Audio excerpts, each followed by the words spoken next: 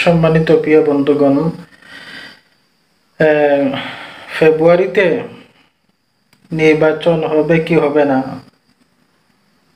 এই নিয়ে অনেক সন্দেহ আছে, কিন্তু আমরা সরকারের বিরুদ্ধে নয়, আমরা সরকারের বন্ধু।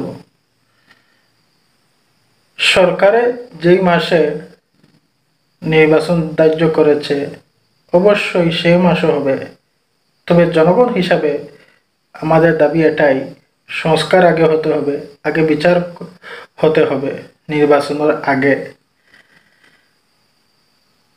দেখেন, এটাই জনগণের দাবি, আগে বিচার করতে হবে।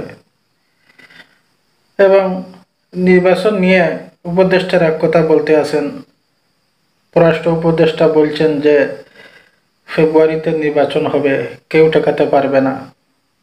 এবং আসিফ নজরুল সাহেব তিনিও ওনার মত প্রকাশ করেছেন যে ফেব্রুয়ারিতে সরকারের নির্ধারিত সময়ে নির্বাচন হবে।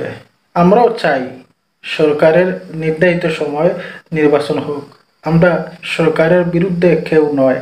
আমাদের জনগণ হিসাবে এটাই দাবি যে নির্বাচন সুস্থ হতে হবে এবং নির্বাচনের আগে সংস্কার বিচার করতে হবে, এবং জাতীয় নির্বাচনের আগে যেন স্থানীয় নির্বাচনটা হয়, তাহলে বোঝা যাবে নির্বাচন কমিশনারের মেরুদণ্ডটা কতখান ঠিক আছে।